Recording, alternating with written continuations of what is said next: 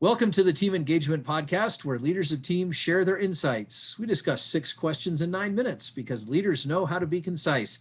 Let's jump right to it with our guest today. First question, in a few sentences, tell us who you are and what you do.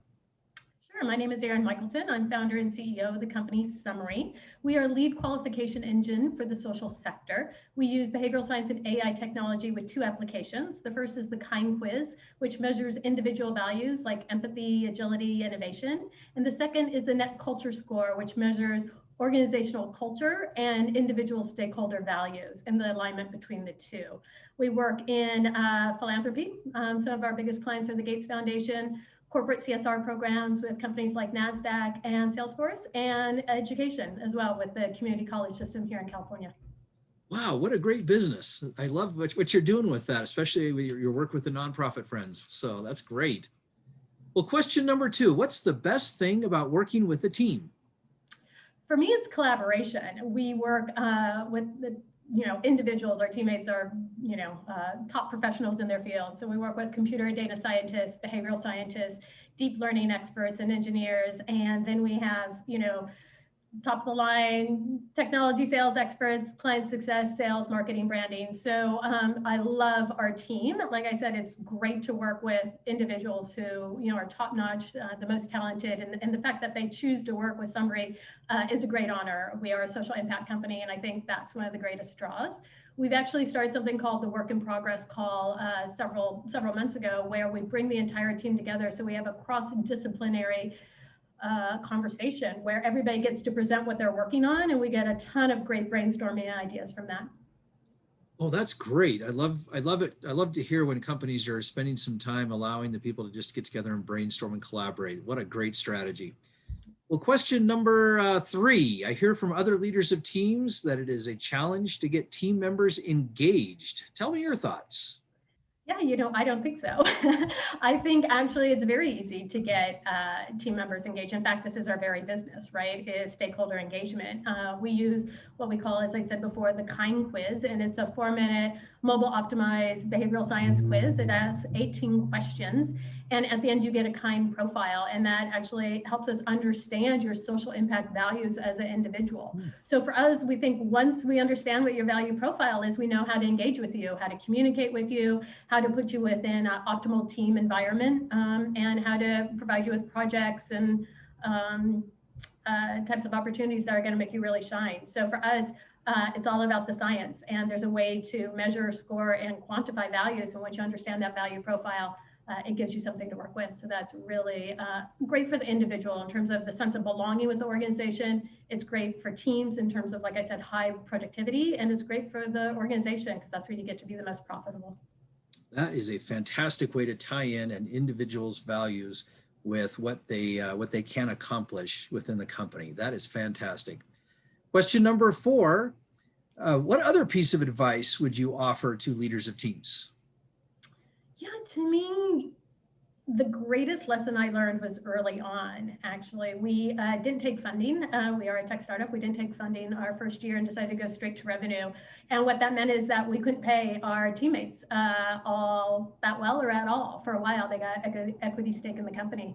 What that meant is basically they're volunteers. And so how you treat your teammates when you don't pay them is markedly different, right, than when you're paying them, top dollar salary for a data scientist in Silicon Valley, for instance. And so what I really learned is this ability to really engage with people from a level of an attitude and approach of generosity. Like, I so appreciated they did not have to work for us. They didn't have to build our MVP. They didn't have to spend all that time developing our product and our IP, and they did because they totally believed in it. I was so incredibly grateful, and I still am grateful. And so I think this ability and this approach to come from basically a place that's a little bit more humble, and again from gratitude and the generosity that they showed and the belief that they showed, absolutely changed the culture or started the culture of the organization from the get-go of one of sharing and teamwork. And I think that is a great lesson for me. So even now, as we get bigger and, we're successful in generating revenue and all that,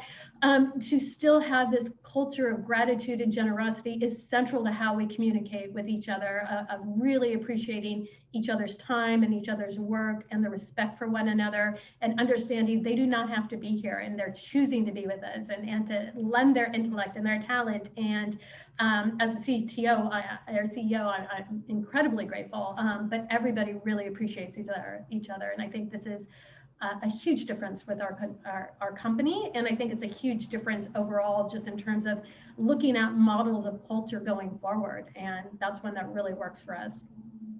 That is such a great perspective to bring in gratitude and those elements that really help bind a team together. I love what you're doing.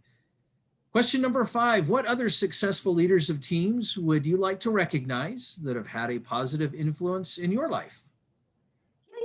Who I would suggest that you talk to is Holly Uber. She is a principal product manager at Genentech.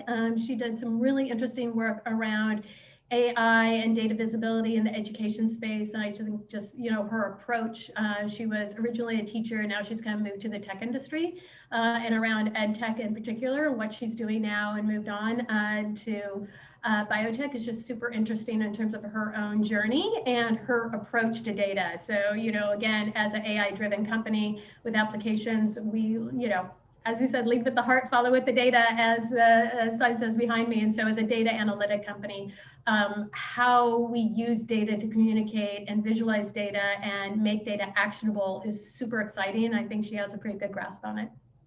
Well, thank you for recognizing her. It sounds like it. She sounds like a wonderful woman. So thank you for recognizing her.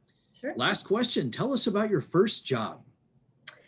Yeah, so I spent some time growing up in New Zealand, and when I was 14, we couldn't actually work in New Zealand as an American living down there. And so the only job I could get was as a rag picker, which was, again, really humbling. It was, you would go door to door, you would get in the back of a pickup truck, a bunch of kids, and they drop you off in a neighborhood, and you go door to door begging for rags, basically. And you get something like 10 cents for a rag or a bag of rags or something. It was terrible. But, I think it's kind of funny because my background is in sales and marketing. So it's probably my first real sales job is going door to door asking for rags, yeah, I don't think we do it here in the US, and only in New Zealand, where it's so, super safe and friendly, environment there, could you really just walk up to all those doors and knock on them like that. What a unique job. That is a first. It's not a neat job, actually. It's not at all. It was horrifying. You would go, because you're 14 and you're, preteen or a teenager, and you would go to somebody's house that from school. It was mortifying, quite honestly, right? But made you tough, right? Yeah. Well, it gave you definitely some experience to help you get where you are now. So that is fantastic. Totally. Well, Erin, thank you so much for being on the podcast today. How can people find you? Yeah, great. Thank you for having me, Sean. So you can find us at summery.ai. So Summery is SUMMERY.ai. You can find me on LinkedIn and also on Twitter at Erin Michelson, ERIN MICHELSON. Fantastic. This is Sean Richards with the Team Engagement Podcast, where leaders of teams share their insights. For more ideas, go to teamengagementpodcast.com, and you can download our engagement booster tip sheet. It'll give you some ideas on how to boost engagement all the way from the hire, all the way to the time that you have to part ways with the person. Again, that's teamengagementpodcast.com. Thanks so much for joining us today, and have a great day.